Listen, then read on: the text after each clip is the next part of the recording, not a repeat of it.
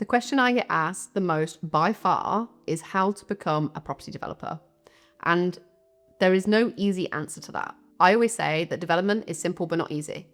Most sites follow a broadly similar process, but that process includes a lot of steps, many of which require specialist knowledge and could be a full-time job in their own right. As a developer, you're effectively juggling all of those plates at once. I've been running my own development business for a few years now, and I've grown up in the industry. We've seen changes in policy, market shifts, and new regulations.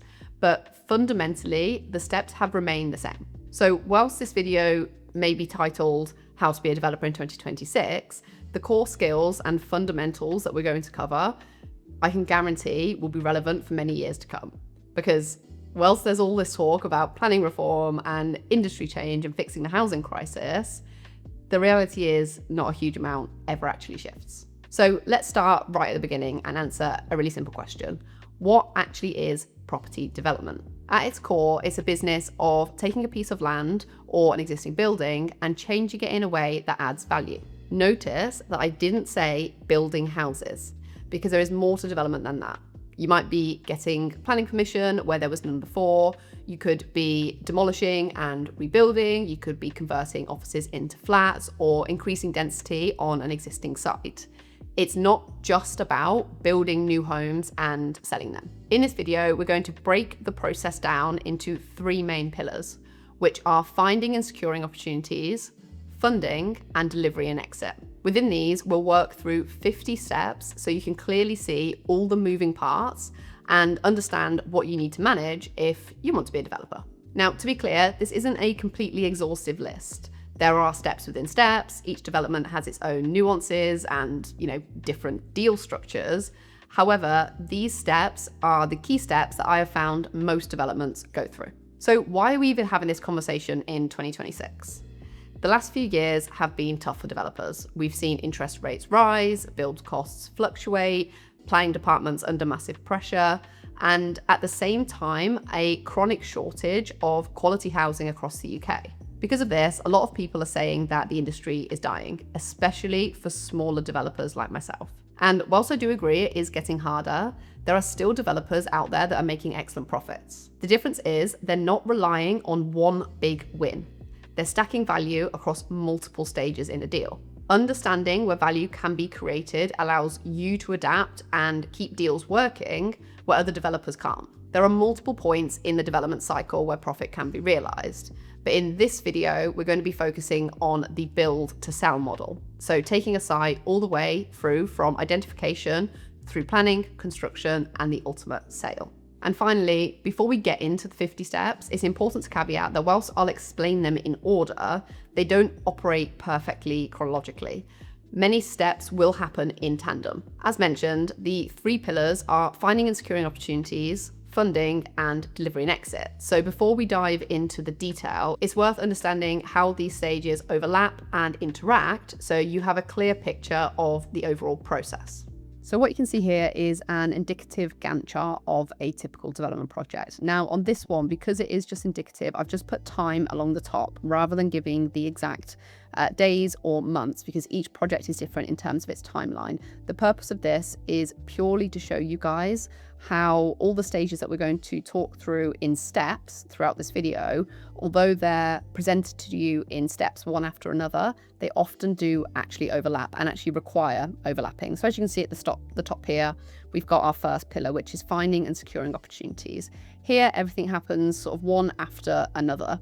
But importantly, once you know what it is you're looking for and you're sourcing, filtering, doing the detailed review of these projects and ongoing negotiations, this is a ongoing stage, because at this point, if you're going to be a developer long term, you are going to be consistently doing this. Where we start to really get the overlap is when we get into pillar 2 and 3, which is the funding. So importantly, we've got legal completion of our site all the way down here, and you can see a lot happens before that. So importantly, things like our capital stack, we need to get our clarity, obtain our debt offers, etc.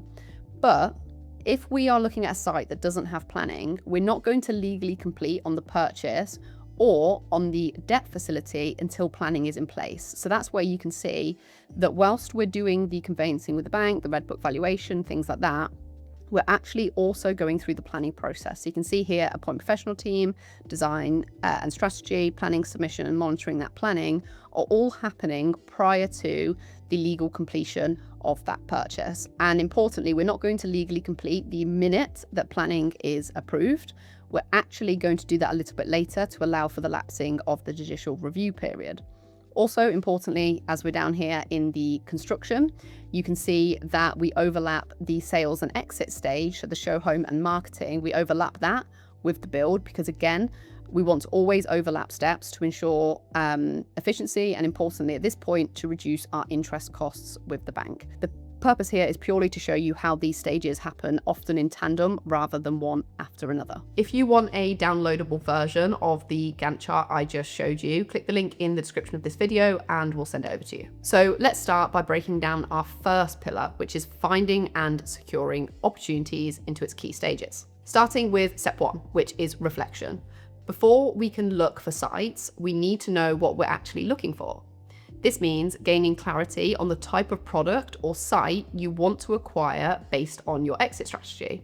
So for example, if you're wanting to build luxury homes, you're not going to be targeting areas or sites in areas with the lowest house pricing. You should be able to clearly explain what you're looking for in terms of unit type, number of units, whether it has planning or not, and the location. So for example, with me, Cassidy Homes, I target sites within a 2-hour range of Coventry, typically 5 to 25 units, with or without planning, where the resale values are over £325 per square foot or represent the upper quartile of that area.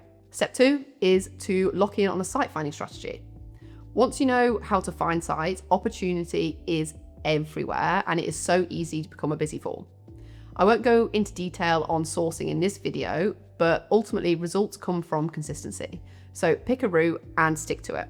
You could go direct to landowners using mapping softwares, build relationships with agents, or work closely with industry professionals like architects. Whatever strategy you choose, stay focused, avoid distractions, and importantly, be consistent. Step 3 is to source and approach opportunities. So once you know what you're looking for and how you're going to find it, this is where you take action until you have deals in front of you.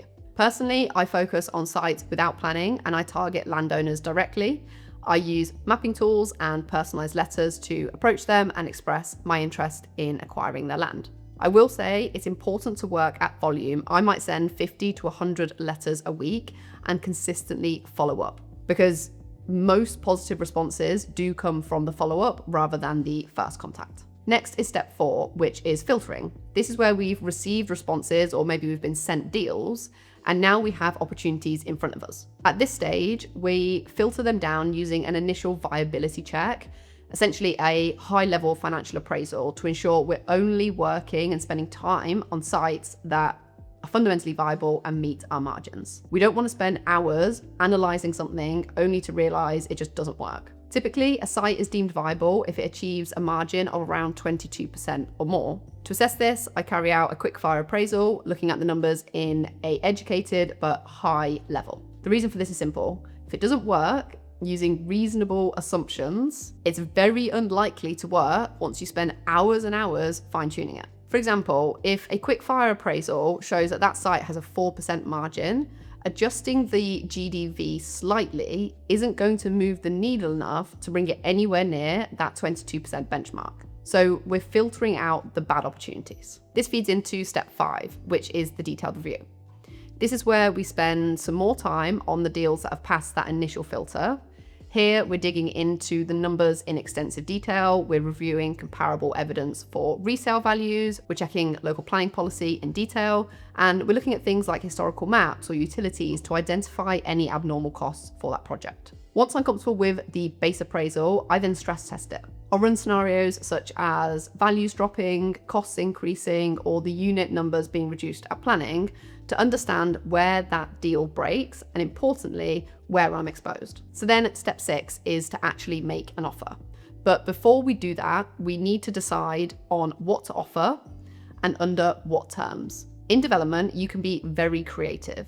You might structure unconditional or conditional offers, use delayed payments, option agreements, joint ventures, pro rata pricing, or an overage, or it could be a combination of several of these. The key thing is that your offer protects you if things don't go to plan. And the work that you've done in step 5 should guide you on this structure. Once you've decided on your offer, you present it to the landowner. Personally, I always do this live, either in person or over the phone, so that you can gauge their initial reaction. How they respond gives you a very good indication of how close you are to agreeing a deal. How happy are they with that offer? After that conversation, it's important to follow up with a written formal offer to make sure everything is very clear and nothing is misunderstood. Next is step 7, negotiation. Rarely is an offer accepted straight away. So this is the stage where you adjust your offer to get the deal agreed. That might mean changing the price or the terms, but it's important not to just focus on price alone. You need to understand what the landowner's actual objection is. I often ask, assuming we agree on price, is there anything else about the offer you're not happy with? Because that helps to uncover the real issue, the real objection.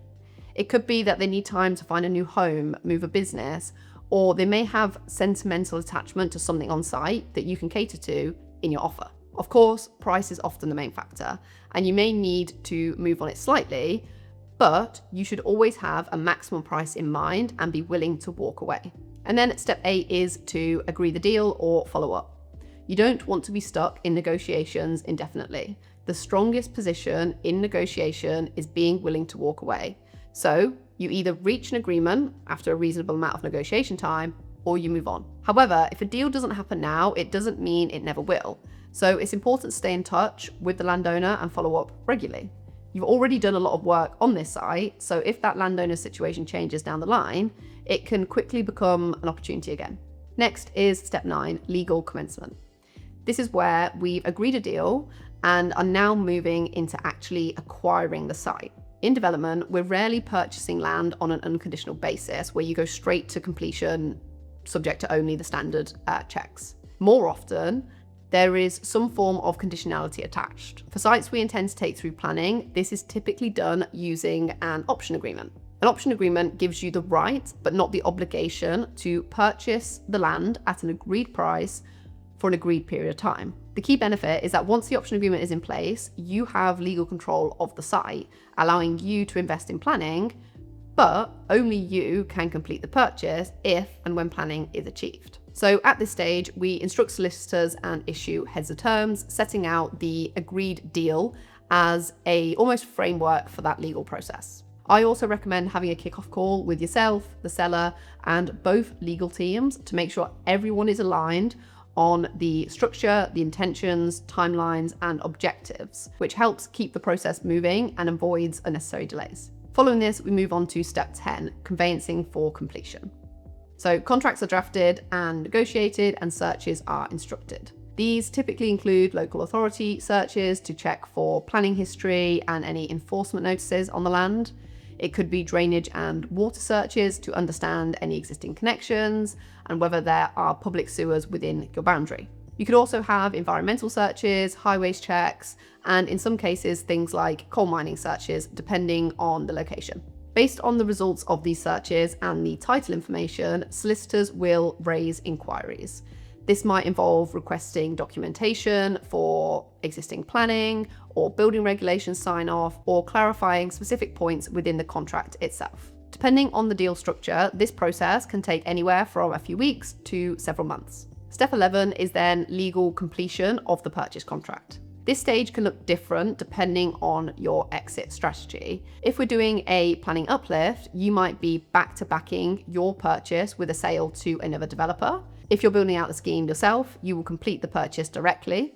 In either case, funds are transferred to your solicitor, who then completes on the transaction. As mentioned earlier, many of these steps do overlap. So if you were getting planning on the site, you wouldn't complete this stage and complete on land until you've done the upcoming stages for planning, and then you loop back to this. So next, let's look at pillar 2, which is funding. So funding is a broad and often complex stage because it depends entirely on the specifics of the deal, the market conditions at the time, your available capital, and importantly, your risk profile. So step 13 is gaining clarity on your capital stack.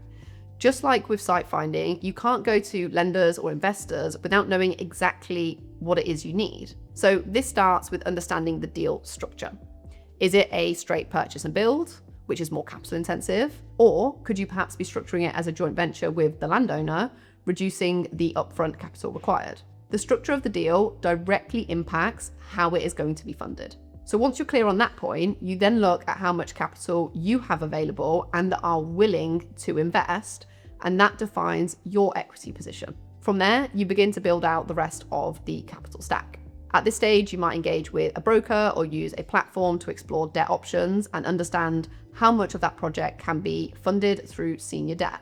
That then highlights any funding gaps that need to be filled. So for example, if the senior debt covers 80% of the costs, you need to determine where that remaining 20% comes from. That could be your own equity, it could be investor equity, or potentially mezzanine finance. There's no single right way to fund a deal. It comes down to understanding how each layer of capital works, the risks associated with that type of capital, and choosing a structure that suits both you and the project. I won't go into detail on the capital stack or the pros and cons of each structure in this video, but if you want to watch that video, you can find it here. Ultimately, once you have that clarity, you're in a position to actually go out and raise those funds. So once we know what funding we need, we can move into the next stage, which is debt funding. Step 14 is to obtain debt offers. This is where we engage with lenders to get terms for financing the deal. For this example, we'll assume that we're using development finance to fund the build and part of the land purchase. The first thing that we need to do is get a deal pack, which is then going to be sent to the funders. This will include your financial appraisal, comparable evidence for sales values, planning details, and any constraints about that site. From there, you gather and compare offers, shortlist the most suitable ones, and formally engage with your preferred lender. You'll then work with a contact at the bank to submit the deal into their credit committee. This is where they review it in detail and issue credit-backed terms. These terms may differ from your initial offer, so these need to be carefully reviewed against your deal and your objectives and potentially be negotiated. Once you're satisfied, you accept the terms and you move forward. Step 15 is conveyancing with the bank. This is the legal process that takes you from accepted terms to being able to actually draw down on funds. You'll appoint a solicitor and provide them with the agreed terms, and in most cases, this will run alongside the conveyancing that they are already doing for the site acquisition. You'll also need to pay an engagement fee to the lender, and again, it is helpful to have a kickoff call with you, your solicitor, and the lender's team to align on timelines and expectations. You should also request a list of required documents for completion early on, as gathering all these items and documents can be very time consuming. From there, the process follows a standard due diligence process where solicitors again raise and answer inquiries until both your solicitor and the lender's solicitor is satisfied that everything is in place to allow funds to draw down. Step 16 is a Red Book valuation, which takes place during the conveyancing period. This is a formal valuation carried out by a RICS registered valuer in line with professional standards. And importantly, it provides a reliable and legally defensible opinion of value, unlike a simple valuation from a local estate agent.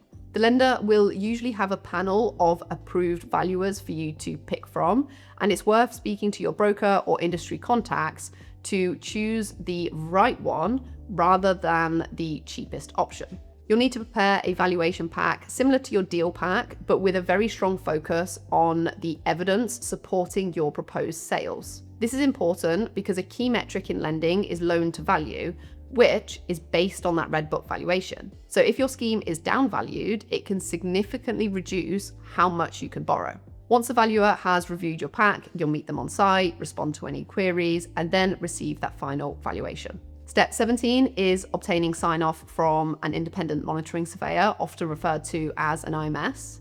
This is a surveyor appointed by the lender to review and verify all the costs in your deal, produce a report for the bank, and then monitor the project throughout construction. As with the Red Book valuer, you'll select the IMS from the lender's approved panel. You'll provide them with a detailed data pack, importantly supporting your cost assumptions. and early on, they will issue you a list of required information to complete their report. This stage can take time and delay drawdowns if it's not managed properly, so it's very important to get all that information in the list over to the IMS as soon as possible. They will review everything, raise any follow-up queries, and once they're satisfied, provide their report to support the lender's final decision.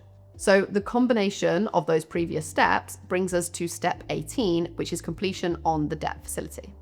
At this point, everything has come together. Your credit-backed terms are agreed, the valuation is signed off, the IMS is comfortable, and both sets of solicitors have worked through their inquiries. So you're now in a position to formally complete the loan. This involves signing all of the loan documentation. This will typically include the facility agreement, a debenture, any personal guarantees if they're required, and the relevant security documents. These set out the terms of the loan in detail, including how interest is charged, when and how funds can be drawn, and the lender's rights over the site. Once everything is signed, you'll need to transfer the developer equity contribution to the solicitors. And once that's in place, you'll be able to draw down your first tranche of funds and move forward. Next, we have step 19, which is valuations. And this is how you actually assess your funding throughout the build. Valuations are the monthly process of assessing the works completed on site, agreeing what that work is worth, and then drawing down funds from the bank to pay for those works. Typically, you'll agree a monthly valuation date with both your contractor and the IMS. Each month, the contractor submits a valuation, essentially an invoice for the work completed, which you and your team review and agree. You then submit this to the IMS along with supporting information such as updated cost reports, program updates, site photos, and any responses to the standard inquiries they might have. The IMS will review everything, often visit the site and confirm what funds they recommend the bank release. Importantly, they're not just checking what's being built, they're also monitoring the project against the original appraisal, looking at whether you're on budget, on program, and if there are any risks emerging. Once approved, the bank releases the funds for that period, and this process repeats every month throughout the build. So eventually all roads lead us to step 20, which is loan repayment. Naturally, this step actually happens after all construction stages that we'll talk about later on in this video, but this is where the debt is repaid to the lender and you begin to realize your profit. In a build-to-sell model, like we're focusing on here, repayment typically happens as you sell each unit. So each time a property completes, the sale proceeds are first used to pay down the lender. This is because the lender has the first legal charge over the site, so they get repaid before anyone else. Only once the debt, including any rolled up interest and fees, is fully cleared, do the remaining funds flow back to you as the developer.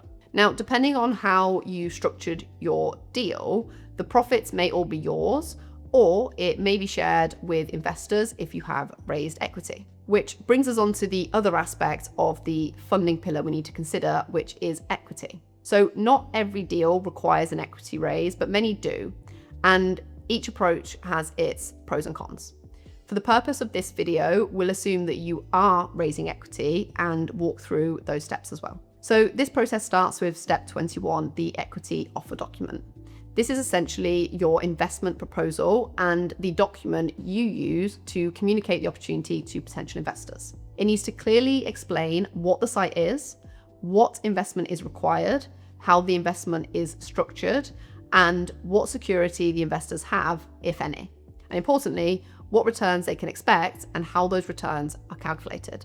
Alongside that, you'll also include an introduction to you as the developer, an overview of the project, and a timeline. It's also important to include a clear explanation of the risks whenever you're raising equity. If this document is weak or unclear, raising equity becomes very difficult, but if it's strong, it will do a lot of the heavy lifting for you. Next is step 22, compliance.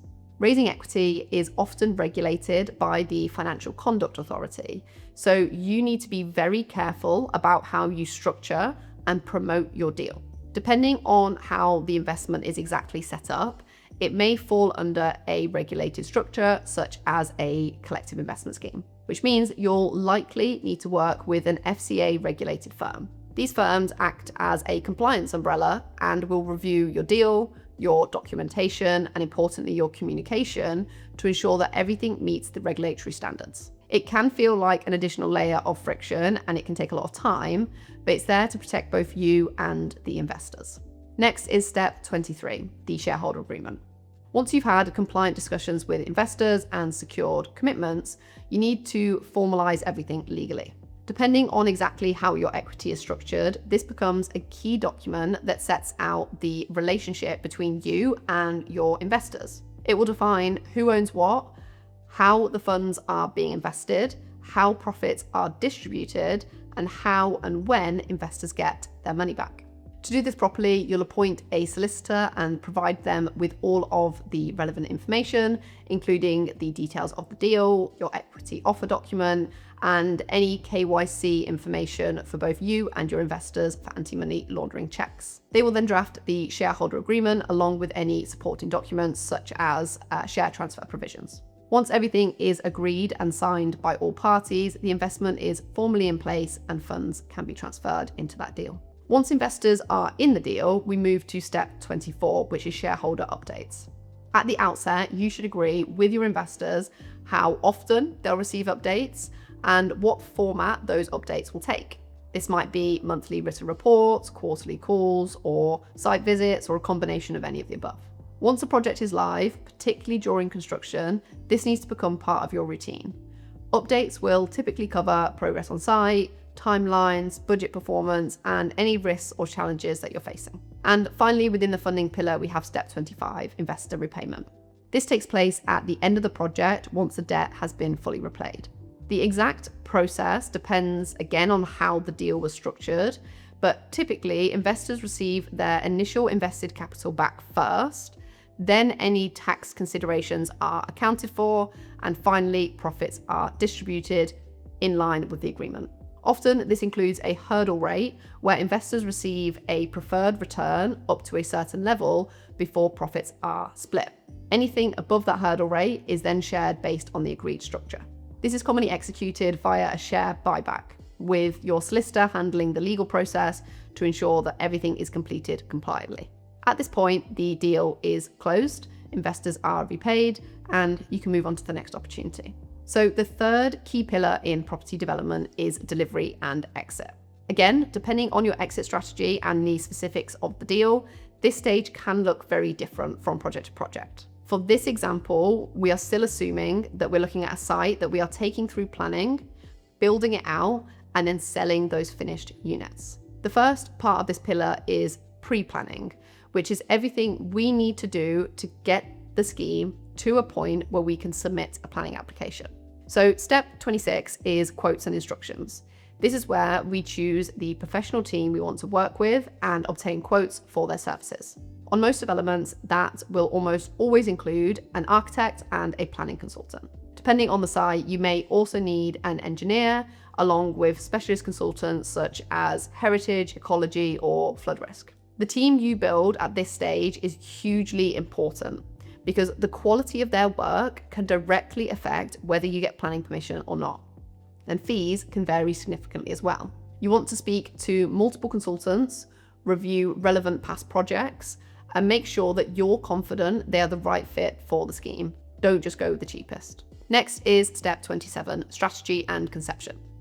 This is where you take the site from having no real design or concept to developing a scheme that's ready for planning submission. At this stage, you're also setting the overall planning strategy and clearly defining roles across your team and external consultants. Personally, I like to start this stage with a full team call, bringing everyone involved in the planning process together.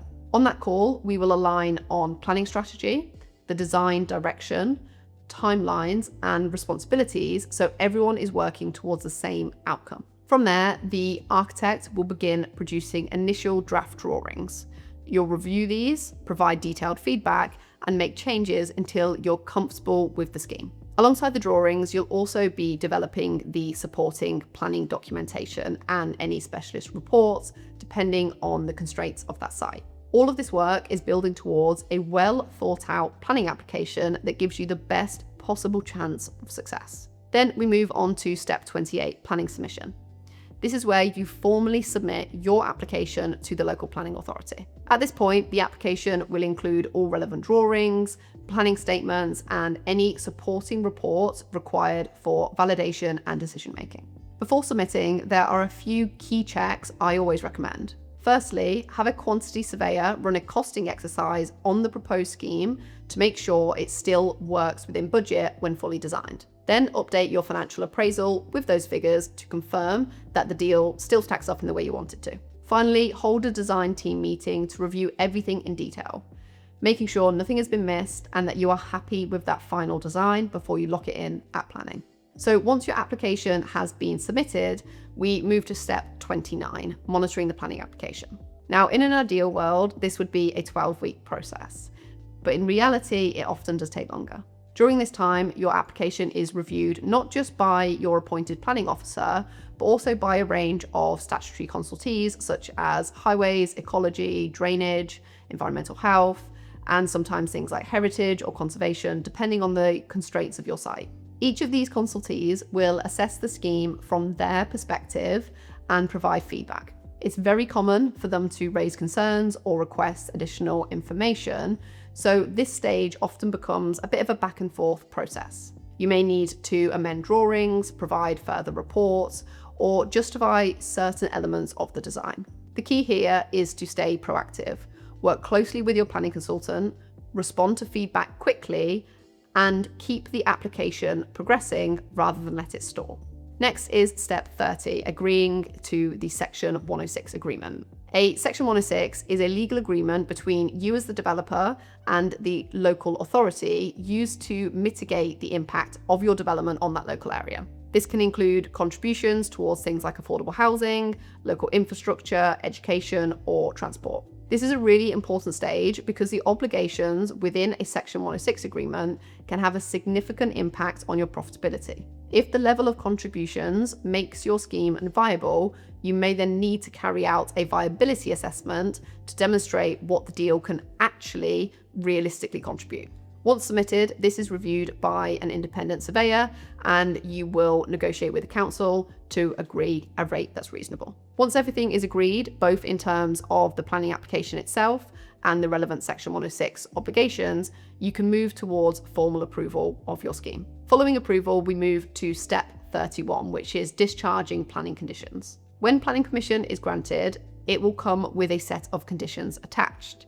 These typically fall into three categories: compliance conditions, which apply throughout the whole development; pre-commencement conditions, which must be approved or discharged before you can start on site; and pre-occupation conditions, which must be satisfied before the units can be occupied or sold. In most cases, developers focus on discharging the pre-commencement conditions first, because without these, you can't legally begin construction. This might include things like agreeing material schedules, submitting construction method statements, or providing detailed drainage designs. Preoccupation conditions, however, are often discharged throughout the build process, but ultimately all conditions must be discharged or complied with prior to sale or occupation of those finished units. Next is step 32, Section 278 and Section 104 works. Section 278 agreements relate to works on the public highway, for example, creating a new access into your site or making changes to the existing road. Section 104 agreements relate to drainage and sewer connections, usually involving adoption by the local water authority. These agreements ensure that the infrastructure that you deliver can be adopted by the relevant authority once complete. In terms of timing, the applications are usually made and the plans agreed before the build starts, but the final sign-off for these works only happens once the works are complete. Here, you could also come across things like road adoption agreements and street work licenses, all of which are about making sure the infrastructure meets the required standards to be taken on by the local authority, or you've got the relevant licenses to do those works. Then we have step 33, road naming and addressing. Before your units can be sold or occupied, they need official addresses. You'll submit proposals to the local authority for road naming and property numbering, which then needs to be approved. You'll often find that there are guidelines available for street naming, or you can ask the parish or local council for their suggestions on road names. Once approved, the addresses can be registered and can be used for legal documentation, utilities connections, and ultimately sales and completions. Moving forward, we have step 34, working drawings. Up until now, the drawings that we have mainly been for planning, showing intent, scale, and layout. Working drawings are different.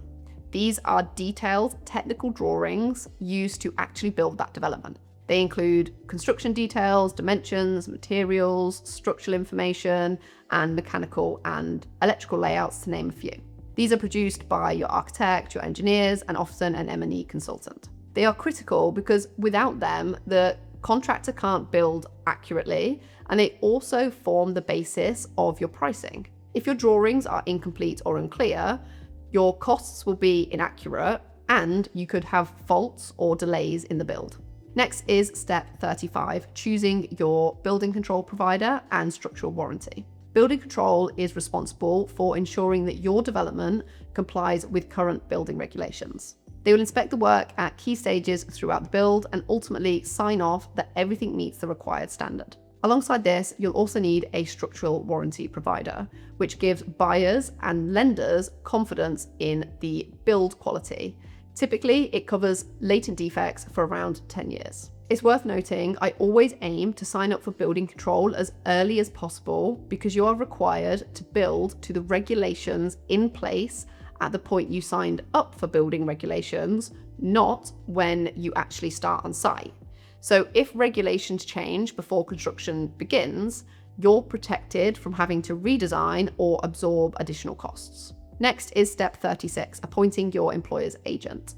Your employer's agent acts as a project representative, managing the contract, overseeing the build, and ensuring that everything is delivered in line with the agreed scope, cost, and program. They handle communication with the contractor, oversee valuations and payments, monitor progress on site, and administer the build contract. Once appointed, they will work closely with you through the next stages, particularly during tendering and contractor selection. So that brings us to step 37, tendering and appointing your main contractor. Broadly, you have two routes when it comes to construction: subcontracting, where you manage multiple trades yourself, or main contracting, where one contractor takes responsibility for the entire build. Personally, I prefer using a main contractor because it frees up my time significantly. For this video, we will follow the main contract route, but the subcontract route is similar. You are just doing the stages I'm going to talk about for each individual trade rather than one package. So firstly, you need to produce a tender pack, which is the information contractors need to price that project. This will typically include working drawings, details of specification, and program expectations. You'll then invite a number of contractors to submit tenders. Once these are returned, your employer's agent will review them. Firstly, checking for completeness, and then assessing them from a quantity perspective to ensure that the actual scope of works has been priced correctly so that you can compare them to each other like for like, rather than a quote that seems cheap but is missing half the work. Once you're confident that the tenders are aligned, you select a preferred contractor and moved into detailed negotiations. This is where value engineering comes in, which is about reducing the cost without compromising on the overall quality or the intent of the scheme. This might involve alternative materials, different construction methods, or simplifying certain design elements. But once a final contract sum is agreed, your employer's agent will issue the build contract, typically a JCT contract, and once signed by both parties, the contractor is formally appointed. Next is step 38, utilities. This is all about connecting your development to essential services such as water, electricity, gas, drainage, and telecoms. This stage can either be handled by your main contractor or managed directly by you. Some developers prefer to retain control as it can be more cost-effective. At this point, we engage with utility providers to obtain connection quotes, agree capacity requirements, and ultimately timescales. Here, the contestable works need to be considered, which are the elements of the infrastructure that can be delivered by approved third parties rather than the utility company itself, which is often a cheaper route. Alongside this, you'll enter into connection agreements, which formalize how and when your site will be connected to the wider network. Then we move into step 39, enabling works, which is where physical activity on site really begins. Enabling works are the preparation works required before the main construction can start. This could include things like demolition, site clearance, or initial groundwork exercises like a cut and fill. At this stage, you have a choice. You can either include these works within your main contractor's scope, or you can split this package out and manage it separately. Many developers choose to do this to achieve cost savings by going directly to the specialist contractors. If you do take this approach, you're going to run a separate tender process, similar to the one that we've just covered, to find your contractor. Once the works are completed, the site is then handed over to the main contractor, ready for the main build to begin. Next, we have step 40, the pre-start meeting. This is where you, your main contractor, and the wider team come together to run through everything. Here, you should agree on things like communication channels, reporting structures, and sign-off procedures, making sure everyone is clear on roles, responsibilities, and how decisions will be made throughout the build. You'll also align on those key financial timelines, such as when the monthly valuation will take place, how long it takes to receive funds from the bank after submission, and how that ties into the contractor's payment terms. One of the most important parts of this stage is the final design review. This is where you go through everything in detail, from layouts and lighting to finishes and specification. At this point, it's far better to delay starting on site slightly to get this right. You won't catch everything, but the aim is to minimize design changes during construction, as these can be expensive and time consuming. Once the site is live, we move to step 41, which is monitoring. At this stage, the day-to-day construction sits with your main contractor, whilst you oversee their works. That means staying close to the project, visiting site regularly, and attending valuation meetings. You want to physically see what's being delivered to ensure that the quality meets your expectations, the program is being followed, and that costs are staying under control. Whilst your employer's agent will also monitor this, it's still important that you maintain your own visibility rather than relying solely on others. Next is step 42, finishes. So this refers to things like tile selection, kitchen colours, paint colours, and flooring finishes. Within your build contract, you'll typically have allowances for these items, for example, a set rate per metre square for the supply of tiles, and at a later stage, you'll select the exact product within these allowances. In some cases, you may choose not to finalise everything up front, especially if you want to give your buyers the option to select their own finishes. However, this needs to be very carefully managed. You need to agree clear decision deadlines with your contractor. These are the latest point by which choices must be made to avoid delays on site. As the build completes, we move to step 43, obtaining certificates. These are the formal sign-offs that confirm the development complies with all relevant regulations. This includes things like building control completion certificates, structural warranty documentation, and gas and electrical certificates. These documents are essential because without them, you won't be able to complete on the sales. Buyers, solicitors, and lenders will require full certification before any transaction can go through. So this is a critical stage to get right before moving into the final phase. Next is step 44, handover. This is the point where the properties are complete, all certificates are in place, and the contractor formally hands the site back to you. This could be plot by plot or as a whole. At this stage, responsibility and liability transfers to you as the developer, so you need to ensure that you have the appropriate insurances in place. From here, you are in full control of the finished product, ready for occupation or sale. Then we move into the sales and exit phase, starting with step 45, the show home.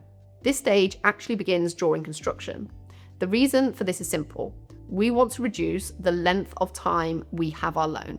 If we wait until everything is complete before selling, we're holding debt for longer, which increases costs. So we aim to start marketing and selling as early as possible. Many developers use a show home to support this. This could be a staged unit that's clean, decorated, and finished, or a fully furnished property. You can do this yourself or employ a company to do it for you. But once this is done, you have a unit to walk buyers through whilst the rest of the site is still under construction. It It helps them to visualize the end product and can significantly improve sales rates. So moving into the final stages, we have step 46, appointing the sales agent. When choosing an agent, you want strong local knowledge, experience with new build developments, and a proven track record on similar schemes. You also need to be clear on whose job it is to conduct viewings. You need to agree the marketing strategy and their overall fee. Once appointed, provide them with floor plans, site layouts, specifications, CGIs or photos, pricing guidance, and AML documentation to onboard you as a client. Next is step 47, your plot sales solicitor. Once they're appointed, provide them with all the required documentation, agree a standard sales contract template, and prepare a legal pack for the buyer's solicitors. Doing this upfront helps to streamline the process once those plot sales start to be agreed. Then we get to step 48, actually selling the plots. As offers come in, you'll be agreeing deals with buyers, and it's important that you look beyond just the price. You need to consider how quickly the buyer can proceed, whether they are part of a chain, and how they are funding the purchase. Often, a slightly lower offer from a proceedable buyer is more valuable than a higher offer that takes months to complete. This stage is about balancing pricing with certainty and speed to keep sales progressing. Next is step 49, handover. This is when the sale completes and you formally hand the property over to the buyer. Here, you'll provide a handover pack, which typically includes things like appliance manuals and warranty information, paint codes, and any other relevant property information. You'll often also carry out a walkthrough with the buyer, showing them how everything works, from heating systems to appliances and utilities. And then finally, we have step 50, which is snagging. Snagging is the process of identifying and resolving any defects after completion, such as small paint touch-ups or small finishing issues, all the way through to large issues that may have arisen. Typically, the buyer will compile a snagging list, which is then passed back to you and your contractor to address. There is usually an agreed period for this, often 12 months from completion, where these issues can be resolved. So whilst the build may be finished, the project is not fully wrapped up until all plots are sold and the issues raised in their snagging list have been rectified 12 months later. So at this point, the development cycle is complete. You've gone from identifying a piece of land all the way through planning, funding, construction, and sale, and hopefully you've delivered a profitable project. But I want to again stress that whilst we've broken this into 50 clear steps, it's not a linear process. In reality, many of these stages overlap. You might be finalizing funding whilst progressing planning and legal work, starting sales before construction is complete, and only repaying your loan right at the end once all the units are sold. No two deals are ever the same, so whilst they may all follow many of the same steps, the details within them can vary. And for me, that's what makes development simple, but not easy. Even with this complexity, it's important to remember every development, regardless of the development, follows 3 core pillars: finding and identifying, funding, and delivery and exit. If you understand these pillars and how the stages within them interact, regardless of the variance within stages deal to deal, you give yourself the best possible chance of navigating whatever project you're working on successfully. I really hope this video has given you valuable insight on how to be a developer. Clearly, there is a lot to learn about, and I've only briefly touched on each step here. However, if you are serious about becoming a developer and want to take the next step towards your first deal, click the link in the description of this video to join my school community. It is completely free, it has over 10,000 members, and it's got over 10 hours of free education like this to help you on your journey.